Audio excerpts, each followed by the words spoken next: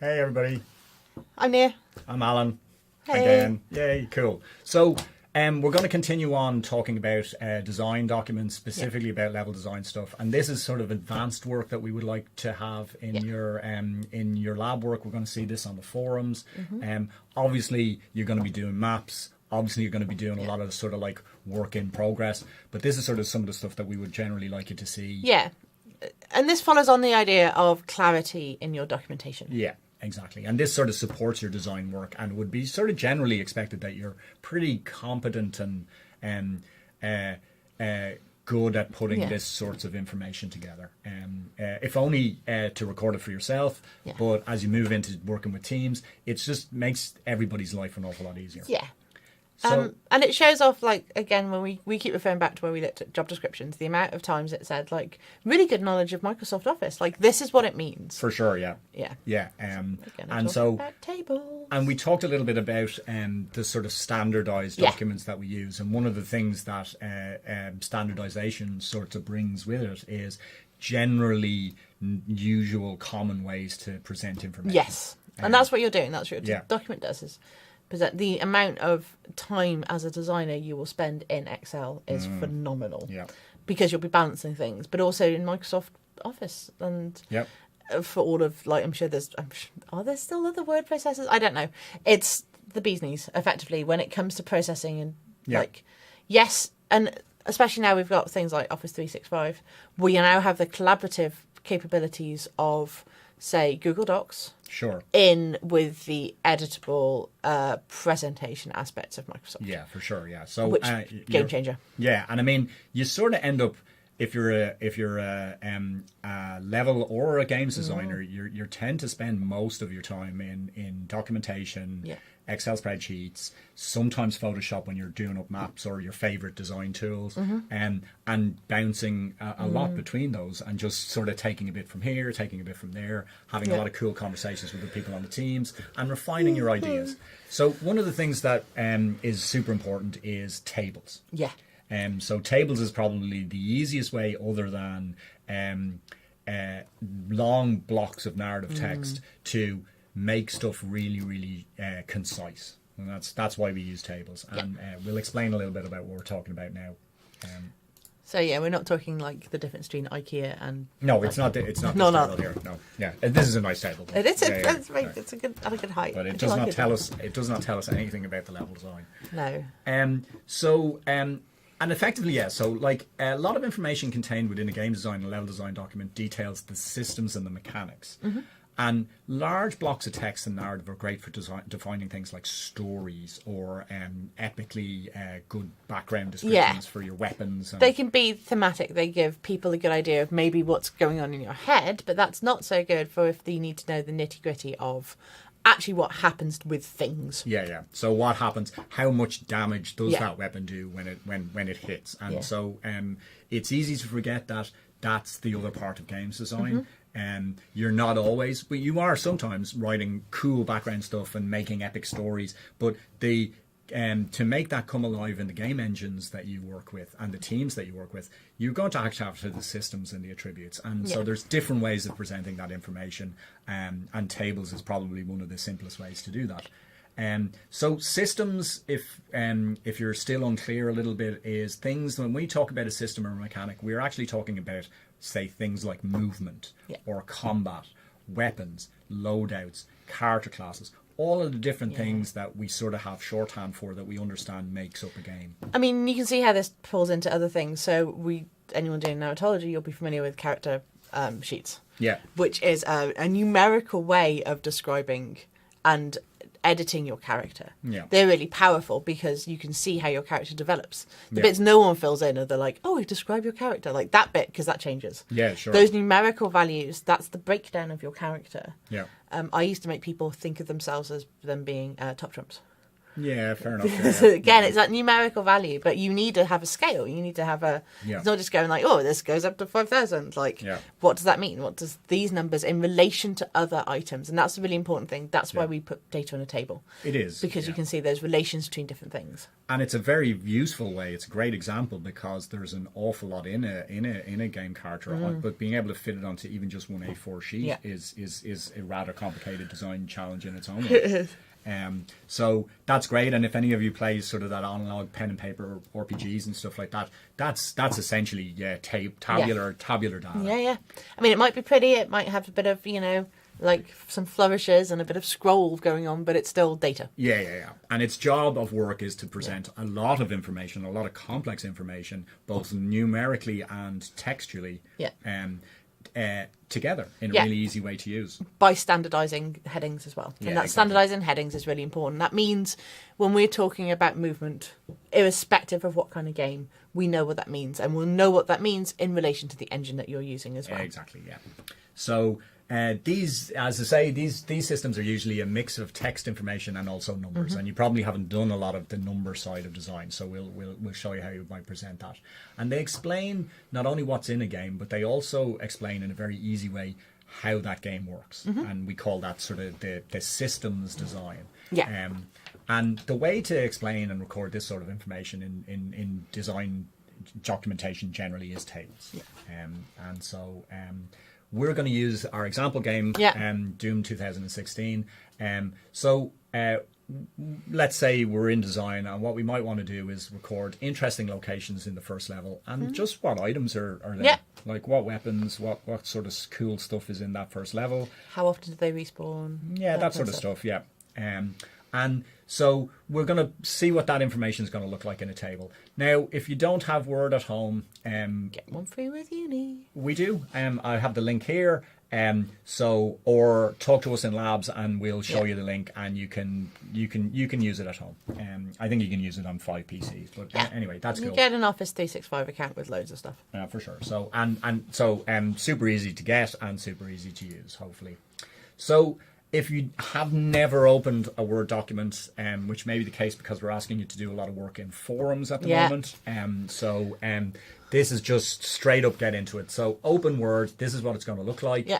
You should see a blank document. If you don't, you can just select the file here, which is the menu, and that'll create a new document. I think it's easy to forget how much other stuff Word can do. Yeah, for sure. And I know this, everyone's like, oh, I had to do Word for ages.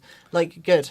Because it's such a powerful bit of software that you kind of forget. Yeah, for sure. Yeah, it can do so much stuff. We're not even touching any of the complicated stuff. So what you want to just do is straight up create a blank page. Best design tool in the world, blank page. So as a general rule, when we're doing large blocks of creative writing, we tend to just like go down the page. But tables have a tendency, because they're wily, to go wide as opposed to long. So you want to kick this into landscape mode. Yeah, so and we just call this the page orientation. So just go into the layout menu and just click orientation. You can have documents that flip between orientations as they go through. You can, yeah. Sometimes just causes all manner of issues. We're not going to ask you to do that. It just what we know that tables go wide. That's their natural state in the wild. So we'll get you a little bit prepared for this. And what you want to do is give yourself as much space to play at this early stage as you can. So you could just go and change the margins, which are the default sort of boundaries of the page, and just give yourself a lot of play. Certainly if it's your first few tables, that's fine. You don't lose anything by doing this. Now is also a good time to save the if page. You've saved it on, if you're using Office 365 and you've saved it on OneDrive, it will set automatically to auto-save. This is both a blessing and a curse. Yeah, for sure. I'd say that as someone who's rewritten over so many lectures this year. All right, fair enough. Like, yes. Yeah. So you might want to click that off. You might not. It depends. It depends on how you're going to edit stuff, whether you're the kind of person who tweaks things. Yeah. It has its benefits, but it is something you can turn off. You might want to Yeah, but just be aware of that it auto-saves. Yeah. And if you want to make a new thing, you need to save that as a copy and then edit on that one. Okay, yeah. You might consider a really simple versioning number like tables 1, tables 2, or week by week. But this is just a play around table, so you should be fine. And so that's about as much as you need to get started in Word. So obviously we need to name it something. Yeah. So title. Again, information. This is what we're doing. Super simple. It's Doom 2006. This is a common mistake we see in some of your work is you don't tell us the game you're playing. And you just say, oh, it's Mario. Yeah. And so, or there's no title at all. And it's just like, and so your first image for that level is... could be anything. Or game might be 6 blogs or 6 forum posts in, and it takes us a bit of time. So just make your life easy. But also, when you're going back to your document, you know what you were working on. Yeah, but be specific. Like, just saying Doom doesn't helpful. No. Like, so we need to see specific, we need to see that detail. We don't need to have full Harvard reference and everything, but we do need to know that you know exactly what you're talking about, because there's going to be a difference. For sure. So this is Doom, the game, and obviously the UAC level. So now I immediately know what we're working on. So create a title. And then tables are super simple. Yeah. They used to be really hard. They are not hard anymore. I still code them. I can code them from scratch in HTML. Pro. So that's how sad and old I am. Microsoft have done a phenomenal job making some of this stuff for the designer really, really easy. So creating a table is as simple as hitting the table menu and then just dragging your mouse around to roughly how you want it. You can add stuff, you can take stuff away, but you want to have a starting thing because it just gets tedious to go add 4 things. Yeah, for sure. So doesn't really matter how big the table is. It'll wonderfully auto fit to the size of your page. So usually sort of 5 by 5 is fine. A good starting point. Yeah. So it doesn't really matter. You can super add or remove cells, which are the little boxes here, as you go along. And so we've just created that. That'll create a 5 by 5 series of boxes. Yeah. And these are rows that go sort of lengthways, columns that go down, and the little boxes are called cells. It's about as much as we need. So I've copied a little map from just the web. This is somebody else's work, some other designer. But there's a lot of stuff going on there. And what we want to do is we're answering that basic design question. What cool stuff's in the UAC level? And so... obviously, there's the first stuff we're going to need is like headings. So we know, we know Doom. We play Doom, and so we'll know that there's going to be cool locations. Yeah. We definitely know there's going to be some sort of weapons. We know there's going to be enemies because like you're fighting bad guys. Yeah. And maybe some sort of special secret stuff. We know that the Doom guys. Yeah. They love to sprinkle magic stuff. And we know this from playing other games. We know this from playing other games with the same developers. We know other games of this kind of like type. For sure, yeah. The more you play games, there's not going to be like an interior decorating section. No. Which is a shame. I know that's going to be. I'd like to build. I'd like to build my own space thing. Yeah. Well, technically, do they not decorate by painting the world blood with demons? That's not what I mean. No. More IKEA than that. Yeah, that's what I was thinking. Okay, yeah, fair enough. I was thinking like a Sims Doom add-on would be pretty cool. You could make your little space station and then set them out. Cool, excellent. Okay. Habbo Hotel. Yeah. So we've got the map, and the map's a great way of presenting this information in how it appears in the real world, or at least the simulated world. But it's not sort of very useful in terms of if we needed to cross-relate information or just create a list. If, say, you said, I need to have a list of all of the most important stuff in Doom because we're actually making that sim game. And I'm going to go, and if I give you the map and go, but our game's not going to be like this. It's going to be in a totally different thing. So I need to get the information from the map and put it into some other format that's more useful. I mean, equally, if I'm going to go like, so Al, tell me how many special pickups are in UAC level, and you go, well, there's a few, many, lots. Yeah. That needs to be specific things, because each of those is a point that needs to be decided, or it needs to be worked out where it is. It needs to work out how long it respawns. Yeah. Because too many makes something too easy, too hard makes something too hard. If you've got a game where, like the Resident Evil ones, where you've got to really save your like health packs and things, then you've really got to think about where these are distributed through the level. Yeah. These are all sort of, these things don't happen by chance. These things are definitely decided. Yeah. Everything is like decided about where stuff goes, what stuff is where, Yeah. how often stuff remains there, what happens, whether there's things that are in place or only, you know, because there's no point picking up weapons for a gun you don't have yet. That kind of stuff. For sure. And so the designers have a very clear indication of what they want to achieve in their design. They build it and then they play test it. Yeah. And they get feedback and say, actually, we shouldn't have put the demons there. That was a bad move on our part. Yeah, bad demons.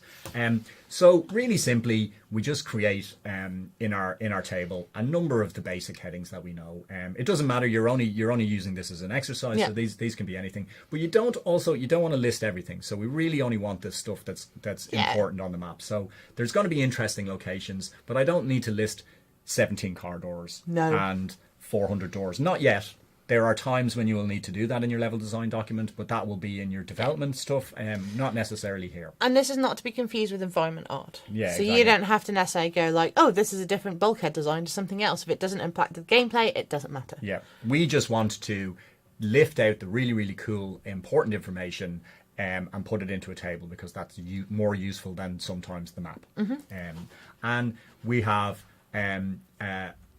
effectively a list for weapons, a list for items, a list for enemies, and then some special stuff that's gonna. They're just a few headings that might be in our level. These will certainly be the sorts of stuff you will be trying to put into your own level. Yeah. So they're useful, and it's a really simple thing. We start listing out all of the cool, interesting things that are interesting to us as designers in that level. And designers will tend to break other designers' work down and see how other designers were thinking and see if we can learn anything from them and go, well, maybe sometimes if we're playing those bad games as we use as an example, go, why did they do that? Yeah. Yeah. And I've just listed out like the obvious ones, the starting zone, exit to the next level. Every Doom level is going to have this, so they're really, really important. There's actually a gore nest, which is the first one, and that spawns demons, so that's I think is a pretty important location. And then there's actually super secret pathway to a classic Doom 2 level. Oh. So I've listed that, and but I've also really, and this is sort of a standard design technique as well, is I change some of the colours really simply to show that it's different. Yeah, it's clarity. It pops out. Immediately know that, like, these sort of black ones, they're always going to be in level. You're always going to have a star point. You're always going to have an exit point. There's probably always going to be a gore nest or some sort of equivalent. Yeah, or some sort of spawn point or some enemy, zone patrol, depending on your game. So they're not that special. No. The special one for me, certainly, this is what I thought was there was a cool like retro level that you can fall into, and that's pretty awesome. Does it go to retro aesthetics as well? No, because it's in the new engine. Yeah, not like say the Diablo stuff that goes. Yeah. So, that's cool. Like you can play the original Manic Mansion in Day of the Tentacle. Yeah. So, but I think they might have been trying to build a HD remake of. Actually, this is good because they already designed those levels, and so somebody said, well, it would be cool to have all those Doom levels in, and they found a way to keep them in the game, as opposed to like say, well, yeah. So that was pretty cool, and so you, as I say, you really don't need to list everything that's everything. I don't need to know like all of the locations. I don't really need to know every single corridor or room that's going on in the map. These are really the important locations. And as I said, I've changed the color of the text for stuff that I think is pretty interesting. Certainly, if you read that and you go, "Oh, okay, I didn't know that. That's in red. That's going to stand out," and that's just for clarity. And then I do this for all of the stuff that's in the level. Like weapons are obviously there. This is an important. This is the first mission, so this is where you get your first weapons. Yeah. So that's pretty cool. You get items. So you get your suit. And that has a cool background story, but I don't care about the background story. No. I'm just listing all of the elements that are in the game. And I mean, the other thing you can do with Word documents is you can actually hypertext in other bits of the document. So actually, these are more likely to link to the technical breakdown for that. Perfect example. The next video we'll be talking about weapons and pickups. Yeah. So we would actually have a link here with pistol, which we haven't done yet, and you would go to the pistol section in the document, and that's sort of how you build this living design document, and that just grows and grows and grows. Yeah, it's, like I said, often where they now appear on wikis because that's what wikis are. Yeah, exactly. Yeah, and you don't have to have you don't have to just keep on putting in the pistol description every time I mention pistol. So that's cool. And so there were enemies, but I didn't really think that there was it's the usual batch of enemies, but there definitely was demons, which is the first time you fight them, come out of the gore nest. So I've highlighted that red because I think that was sort of linked to the gore nest that was earlier on, and that's a special location. Yeah. And so very quickly, if you saw this, you'd know what I was interested in when I was looking through this level. Yeah. And you'd go, oh, okay, that I didn't know. And what bits are key and what bits are sort of just mundane. Yeah, for sure, yeah. So, and in fact, the other thing that I thought was interesting is the demons might potentially throw out lots of different random creatures. So that's a sort of an interesting game mechanic. Yeah. So that's an important thing that other designers or people on the team might need to know. And then I listed all the special items, but I didn't create like tables for everything. No. I just said these are the special things, and I will define them somewhere else. Yeah, and they will be, and that'll be linked. Yeah, and that's really that's the fundamentals of tables. Yeah, it's weird if you don't put them in, and you just sort of have maps with not a lot of information, and it's equally weird if you just have tables. And not a lot of information. But and it's bringing, like I said, it's making sure that data that you've got is easily understandable and recognisable by anyone who looks at this documentation. For sure, yeah. And so, obviously, it's then very, very easy to put them together. Yeah. So, then I have the map, but I also have very, very easily searchable, very, very easily readable information that complements my map, but gives me a totally different context on that information. Because obviously, if you're going to be working on this, well, you're going to go someone's going to go, well, have a look in the design document and have a look in the level design document. You're going to Control F to find gore nest. Yeah, exactly, which you can't do if it's just on the map. No. Yeah. So you need to have that that's one of the reasons words or wikis work really well, because you need to have its textual information. That's often why they're never converted to PDFs until they're distributed out to the big wide world, because they need to be changed and editable, and they need to be searchable. Yeah.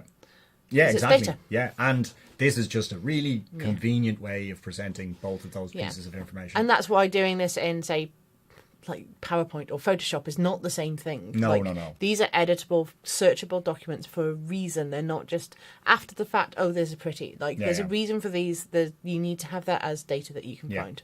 And things that you might just try and remember is, don't feel like you have to squeeze the map up and get all of this on one page. Nope. Pages are fine. This is fine, even if it's really, really wide. Everything is there. Everything is clear. Readability is key. Absolutely. Your job is to not make stuff vague. And, of course, this then can be copied straight over into your form. Yeah. And it will recognise the table. Yeah. Or, as you've been doing with your maps, you could, if that's too complicated, you could just take a screen grab with the clipping tool, which we all know you can do now at this stage. And so we're along with your maps, tables is one of the things that we would like to see a lot of in your that's going to give you that sort of higher levels of grades and stuff, because that's really polish. We want to see polish on your levels. Yeah, and this shows you're thinking about all of the other part of it, not just making your maps look pretty. And it's you thinking as a designer and not just as a player. Yeah, exactly. Yeah. So I will be taking this a little bit further and talking about how we might map out your weapons and your pickups and putting more numbers towards it, as you've been saying. Gotta love numbers. And then I'll be talking about unique selling points in some of our subsequent videos. So that's it for this video. Yeah, we'll see you in labs.